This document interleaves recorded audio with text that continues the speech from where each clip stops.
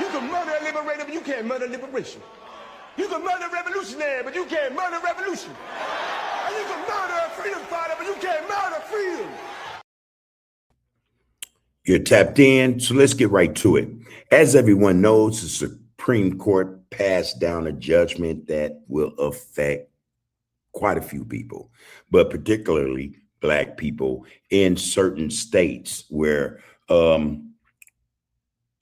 congressional maps are drawn or where their vote will be affected tremendously. Okay, the Supreme Court's April 2026 decision, often referred to as regarding Louisiana, significantly weakened Section 2 of the 1965 Voting Rights Act, limiting the use of race in creating voting districts. All right, this allows states to potentially redraw maps that dilute Black voting power and makes it harder to challenge discriminatory maps. Now, the key impact on Black voters is the reduced political representation in Congress, all right? The ruling makes it harder to create majority Black districts, potentially decreasing the number of Black representatives in Congress and at local levels that would include school boards and city councils, all right? So this is a big deal. This is a big deal. The legal challenges weakened.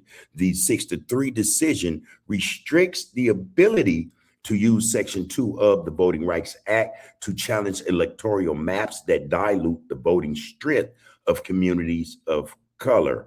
The shifting legal standards, Justice Alito argued that vast social change means that using race to draw districts is less necessary, undermining a key tool used to combat discriminatory practices. So less necessary, that doesn't, that's not a full on like, yeah, they're not needed at all, but just less necessary.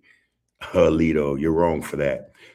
Future redistricting battles. While immediate effects of midterms might be limited, the ruling sets a precedent for future, more aggressive redistricting that could severely limit Black voter influence in southern states. So as we see, Louisiana's move has now ignited states like Tennessee and Alabama's push to get the same result or have the same effect when it comes to redistricting or redrawing congressional maps for their benefit, of course, the Republican Party. This decision is viewed by many as a major blow to the 1965 Voting Rights Act, all right, which was originally enacted to eliminate barriers to voting and ensure representation as detailed in reports from the Brennan Center for Justice. That being said, there's a lot to cook here, man. There's a lot to cook here. All right. Not only now, will the Black vote be in a way suppressed? That is suppression, if you ask me. But the fact remains that, all this, I think, is as a result of Democrats not doing their job, not knowing what their job really is. I think it has a lot to do with Democrats. They're so caught up in the grift, in corruption, and not paying attention to those things that are coming down the pipes that would affect the rights or the human rights, not just civil rights, the human rights of citizens in this country. This blame needs to be placed on the backs of Democrats who are more prone or inclined to do the bidding and will of lobbies rather than the will of the people. See, if they were doing their jobs, they would be aware of this. They would be ready to combat this, no matter, how it looks or who presents it. They were not prepared. They were not prepared. They talk about votes to keep them in power, in a seat of power, of which many don't deserve to sit in, because, again, their votes when they're on the floor voting for bills and, assembly bills and things of that nature, they're bought and paid for, Their vote is paid for by some lobbyists, to do the will of the lobbyists rather than that of the people. We say that here at TAP that voting Nowadays, it doesn't mean anything. It has no significance, you know. Had people, especially in these communities that's in question, uh, realize how to utilize their votes and utilize them in such a way to where they became transactional votes, because most demographics, other demographics, actually use their votes as a transaction with their politicians. All right. They'll tell their politicians what they expect of them and when they expect it. And if that is not met, those expectations, then that candidate would be out the door, you know? So it becomes a transaction. It becomes this, you know, this guy who's put in his seat of power by these people, you know, it becomes this thing. Well, I want to keep my seat. Let me do my job. He does his job. The people get what they want. The politician gets what he or she wants. Those are votes. Those are votes. But because the Black community does not see its vote as a transaction, they end up suffering. They end up suffering. And that is something, again, we say here at TAP, if the Black community begin to utilize its vote as a transaction, expect something from the vote. Before the vote, let me get this, especially if you're in office already, you know, or we get you in office, this is what we expect. And certain amount of time, you push for this, and we need to see that you push for this. You know, if you can't get that job done, then don't expect our vote next time around, next election, midterm, or whatever. But Blacks don't exercise this part of the voting process like other demographics do. Other demographics actually utilize their votes as transactions, facts, you know. Same way a politician, when he's in the halls of power on Capitol Hill, lobbies come in and say, hey, we want to support this, that, and the third. We have a donation for you, might give them some type of information they're not supposed to have. They help line their pockets. But the fact of the matter is, okay, in order for, to get this, we want something for this. Exchanges are made. That's a transaction for a vote.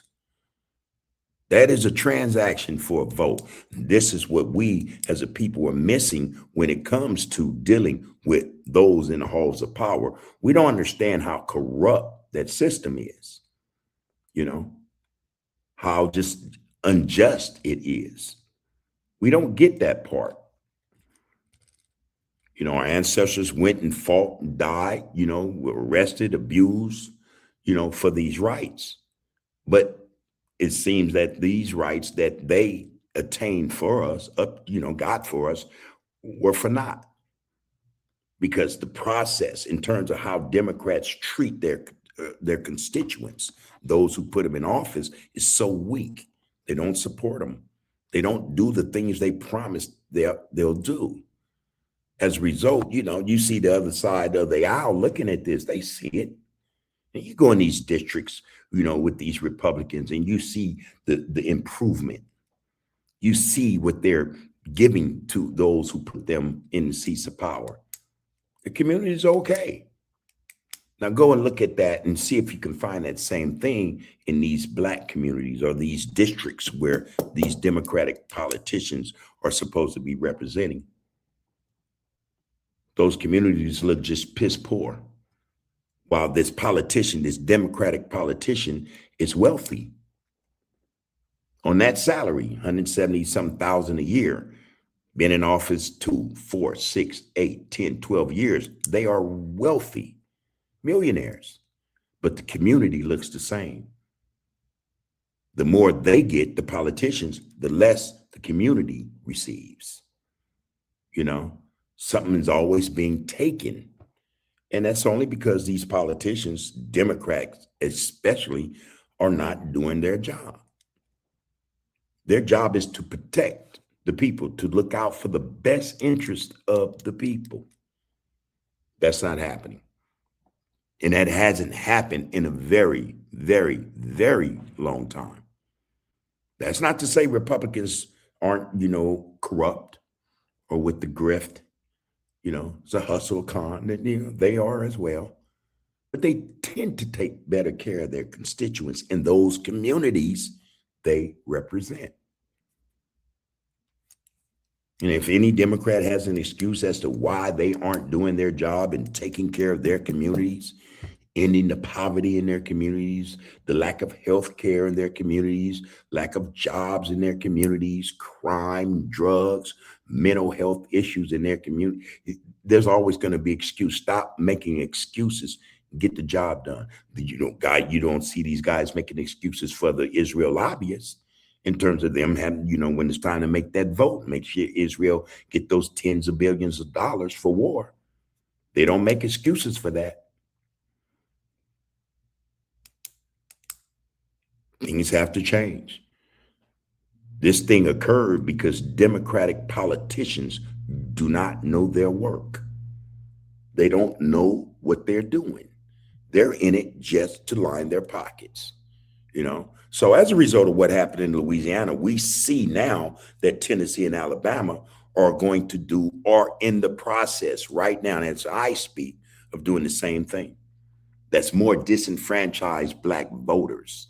So that goes to show not only were those politicians representing those districts that will be pretty much annihilated, wiped off the map, but politicians in Tennessee and Alabama are no different than politicians, Democratic, in Louisiana. Yeah, say what they want. Say what they want. But it all boils down to them not knowing their job, not knowing how to defend the people, especially the vote, if it really matters that much to them. All right. So, yeah, there we have Louisiana. They are, redrawing, redistricting congressional maps. That's what they're doing. Tennessee is about to follow suit. Alabama is following suit. Guess who's next? Probably all of them. All of them. That will occur. That will happen. All right. That's not hyperbole. That will take place, people. Trust that. I have a clip, though. I want to bring this in here. This clip, courtesy of the Chuck Todd cast.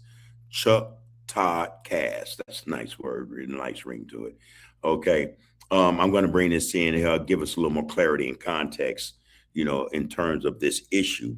And I will continue to speak about how we see things here at TAP, why things are going the way they are going, especially in the Democratic Party. They're such a sorry party. They're very weak. They're very weak. Most of them are corrupt. And this is why we have this problem.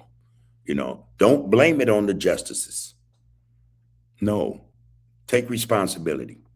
At these individuals, these politicians who are greedy, who are more about themselves rather than the people they're supposed to represent. This thing could have been cut off at the path. It could have been met, or at the very least, a very, very strong argument for not touching it could have been placed before the justices. I don't think that was done either. All right. So let's get into this clip and you guys tell me what you think about this. Drop those thoughts and comments, those thoughts about this in the comments, and we can discuss these issues. Trust me. I made a big deal last week about my push that, look, this ruling by the Supreme Court on the Voting Rights Act, which essentially is going to eliminate majority minority districts in the South and perhaps around the country. Yeah. That the energy in communities looking for better representation in politics and in Congress ought to be focused on expanding the table rather than fighting over the chairs around the table. And obviously, I'm arguing for expanding the House. Okay, this is a necessity. Madison himself argued for it. The only way the people are going to feel represented is if they're actually represented. And the problem is we do have huge chunks of the population that don't feel represented in this Congress. And it's because Congress is too damn small, right? And if you essentially, if you doubled the size of Congress, I promise you'd have Republican members of Congress from Massachusetts, and you have Democratic members of Congress from Alabama, more than you have today. And you'd have more in Tennessee than you'd have today. And you'd have more Republicans in Minnesota than you'd have today. This is a giant population, and it's a diverse population in America that has not where Congress is not properly expanded. That was the Madisonian argument, that the House of Representatives was supposed to expand with the size of the country, and we have not expanded it since 1920. And look, I think in hindsight that was among the mistakes in the Voting Rights Act of 65. And you have to admit, I admit readily, that Chuck Todd has a point. And Democrats, especially minorities, Democrats on Capitol Hill or in Congress, should have seen this a long time ago. You want to push for something, that's something you push for. And again, it benefits both parties. It benefits both parties. So those blue states where Republicans reside in, who feel they're being represented correctly, or they don't have enough representatives, they win or benefit as well. That's a grand point he just made, But now Chuck is, a journalist. He's not a politician. Politicians are supposed to know these things, especially those who say they represent us. They know that Democratic politicians who are in a state that's predominantly red, Republican, no, there's not enough seats. Hey, wait a minute, we have to fix this. Not a one have done it. Now they're coming behind the bulldozer. They have to come behind the bulldozer to rebuild. After the bulldozer has torn down everything, now they have to rebuild. I doubt that they will, but good point, Chuck. Part of the push and which could have been done. I don't know why we didn't expand the House then. Probably could have expanded by 150, 200 members, but it would have done more to jumpstart diverse representation in Congress starting in 66, rather than essentially it didn't really kick in very well until 82 and 92, after the reapportionments of both 81 and 91. Now, what's going to be the fallout from this? There's going to be some angry constituency groups, particularly in the South. And I would keep there are 5 races, 5 states I'd be focused on here, where you could see anger over sort of de-representation of African Americans in the South could backlash on Republicans and help Democrats win statewide races. Now, part of it, Democrats have to invest in this. But this is where, if they wanted to make Republicans pay a price, if they believe Republicans have pushed this too far, you have to make them pay a price at the polls if you want them to, right? It's all about incentives. So go win something, right? That's not going to happen, because there are going to be certain lobbyists who are going to come in, because you do have certain lobbyists whose interest is to weaken Black communities. It's a political thing, and it's a racial thing. And they will buy off these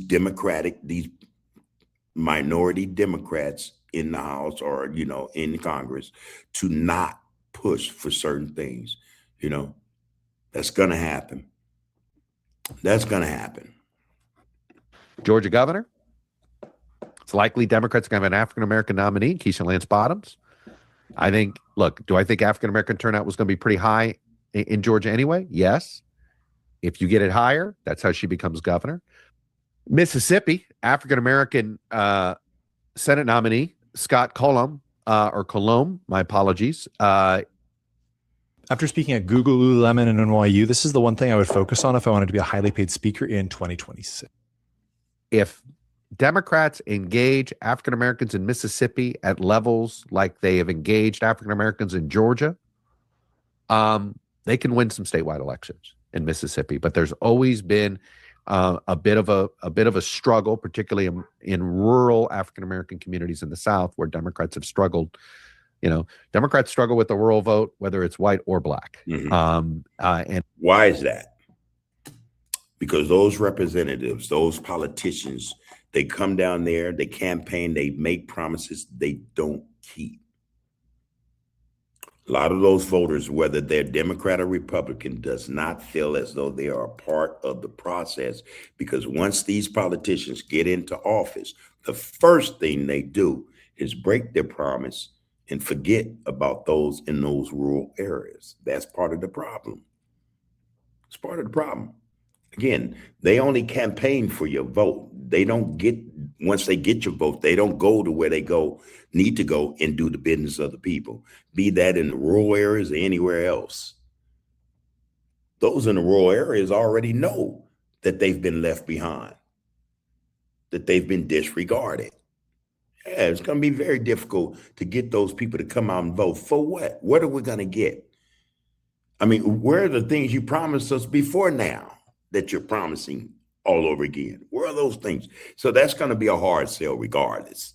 And until the attitude, the conduct of politicians in politics changes, those people or people like them, whether they're in rural areas or not, are going to always feel the same way. So yeah, Democrats are hurting right now. And I could see it getting worse than it becoming better, in the years to come. No, it's going to get worse. A lot of other old policies, and laws are going to fall by the wayside, not just the 1965 Voting Rights Act. There are other issues, I'm pretty sure, I'm going to research that, are going to take a hit. The ball is rolling now. A lot of them are thinking, okay, what can we attack next? We have a we have a majority in the Scotus. We have the majority. What can we choose next? And argue that thing damn good to get them to say, oh yeah, you're right. Yeah, we got to take that off the books as well. Watch what I tell you. But again, backlash on what happened at the Supreme Court could be turnout fuel in Mississippi. I think Alabama governor, especially Kay Ivey, clearly didn't want to do it. Somebody got to her ear. She changed her mind. To do this. I can imagine who got to her. I can imagine, because again, this process, this thing that we see playing out, that played out in Louisiana, that will play out in Tennessee as well as Alabama, Mississippi, all of them are going to follow suit. It serves a purpose. That purpose is to disenfranchise the Black vote. It's almost like they're trying to remove Blacks from the whole process, the political process. Overall, yeah, by the vote, by using the vote or getting rid of the vote, weakening the Black vote. In the middle of the gubernatorial campaign, this could very much help Doug Jones, who's the likely Democratic nominee for governor, against the coach, Tommy Tuberville there. Look, Doug Jones won on the back of Black women the first time when he won that special Senate election against Roy Moore. This could, again, if you just have a slightly lower turnout among Republicans, for all the reasons I pointed out at the start that we're seeing in all this polling, and you get a surge and you get a higher than usual midterm turnout among African Americans, that's how Democrats pull upsets in governor's races. There's likely to be we'll see. There's a very competitive primary for governor in Florida on the Democratic side between an African American mayor of Orange County, Jerry Demings, and a former Republican member of Congress, turned Democrat David Jolly. If Demings gets that nomination, and in fact, this may be a huge jumpstart to him. This may surge. This may, again, serve as turnout fuel for him, because a lot of polling has shown Jolly ahead. That could change due to backlash from what the Supreme Court did, and for the immediate decision by Florida to redistrict in there. So, and I'd keep an eye on South Carolina, especially, again, any of these states that choose to do this now, you're just sort of putting a neon turnout sign on for African American voters in the South. And they have enough strong candidates, Democrats do, in Mississippi Senate, in Georgia, in South Carolina. These are not gadflies. They may be long shots, but there's a difference between a long shot and a gadfly. Their long shots have money and organization. Gadflies usually don't have those two things. They got some serious candidates that, if essentially, it's like 2 in 10 chance But essentially, Republicans are doing things here that suddenly make the 2 in 10 chance more possible. Watch how this simple fix protects your brain when you snore. This is what a snorer's brain looks like. Than not. Well, this episode of the Chuck Toddcast is brought to you by... All right, Chuck Todd, we appreciate your input on that regard, or in that regard. I think that makes a lot of sense. But I also thought about what Chuck was saying just now in terms of this being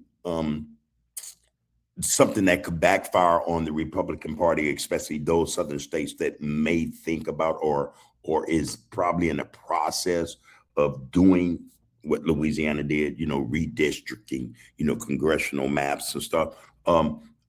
My thing is, okay, hopefully those Democrats are the people, especially black people in those states, are not sitting and waiting to see what they're going to do. It should be an initial thing. That should be the spark for all of them to get up and say, let's get this now. Let's get on top of this right now. Get rid of certain individuals if we can in these elections so that this won't happen. And once you get in there, make sure you pass only those laws, those bills that are going to guarantee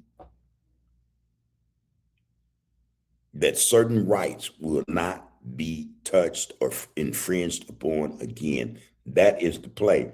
If you don't do that up in Florida, South Carolina, anywhere else, Alabama, Tennessee, even Louisiana, if you people don't get it together, there's nothing they won't stop at. All right. That being said, listen, give me your thoughts on this. Put them in the comments, because I think that, I wonder about this. Did Scotus, did the justices realize that their majority decision to do what they did for not just Louisiana, but for all those southern states that had to abide by the 1965 Voting Rights Act, the VRA, did they realize that their decision would cause other states to follow suit? I think they did. You have to take into account that the SCOTUS, the Supreme Justices, are also, they are affiliated. They have political affiliations. All of them do. And all of them, I would tend to think, or I think, make their decisions along their political party's decision. So whichever way the wind blows, that's the direction they will go in, especially if it's their party and it benefits their party. That's part of the problem, though. Again, politics is a corrupt thing. It's a corrupt business. There's nothing righteous or really good about politics. But again, people, what's taking place in the South is just beginning. Remember, you heard that here first at Tapped. It's just beginning. There will be something else that will be attacked very soon that supports or gives a certain guarantee or security, supposedly, to blacks in this country. We've already seen, those things that our ancestors or blacks in the past have fought for are being stripped away. Here's another. What's next? Drop those thoughts in the comments. What's next? What could be under attack next? We love to read what you guys think about that question. Please, by all means, join in, participate. We appreciate you guys' participation as it has been. Thank you for that. Until next time, take care of yourselves and one another. You can murder a liberator, but you can't murder liberation. You can murder a revolutionary, but you can't murder revolution. And you can murder a freedom fighter, but you can't murder freedom.